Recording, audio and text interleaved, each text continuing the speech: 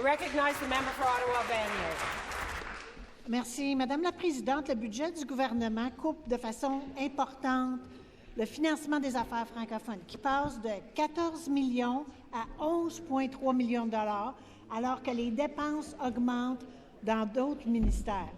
Les affaires francophones jouent un rôle essentiel, non seulement pour assurer le respect de la loi sur les services en français, mais pour le soutien aux événements culturels, les initiatives communautaires et la protection de la langue et du patrimoine francophone partout dans la province.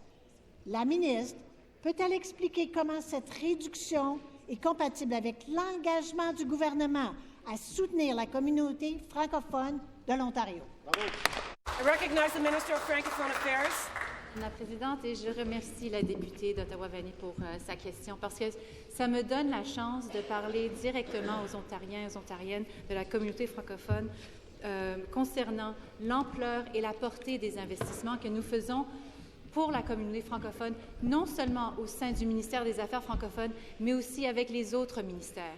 Alors, Madame la Présidente, le budget du ministère des Affaires francophones a doublé depuis 2018 lorsque nous avons pris le pouvoir. Le budget du ministère des collèges et universités, maintenant, nous avons des milliers de dollars que nous consacrons non seulement pour la construction, mais aussi le fonctionnement des institutions postsecondaires francophones comme l'Université de l'Ontario français.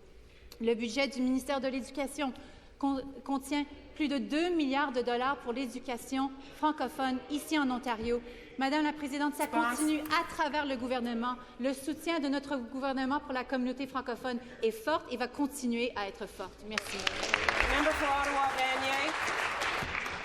Madame la Présidente, au-delà des chiffres, la réduction réelle du budget cette année a des conséquences qui sont très concrètes et en fait, la communauté francophone les ressent déjà. Je vais parler du Festival franco-ontarien, qui est un exemple concret et qui souffre vraiment d'une coupure importante. Comment expliquer que leur budget a passé de 235 000 à 55 000 en quelques années? Cette année, le Festival franco-ontarien célèbre 50 ans et aucun financement provincial n'a encore été confirmé. Le festival est la semaine prochaine, Madame la Présidente.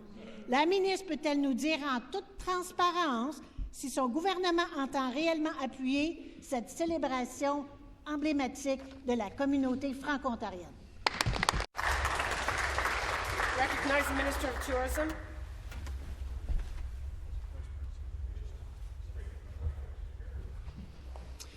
Thank you, Speaker. I'm glad that the member opposite brings up this very important festival, Festival Franco-Ontarian. It's something that has been around for 50 years and is an important festival for sure in her riding, but also to Franco-Ontarians. That's why this government, since 2018, has supported that very festival with over $1 million in funding. That includes $155,000 from Ontario Creates for live music, over $170,000 in Ontario Trillium funding, and nearly $65,000 in Ontario Arts Council funding. There's no doubt about it.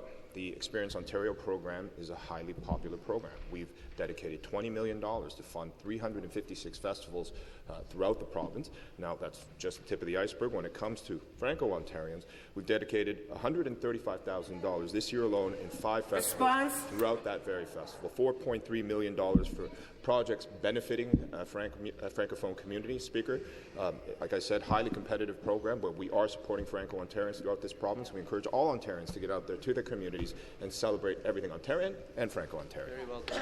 I recognize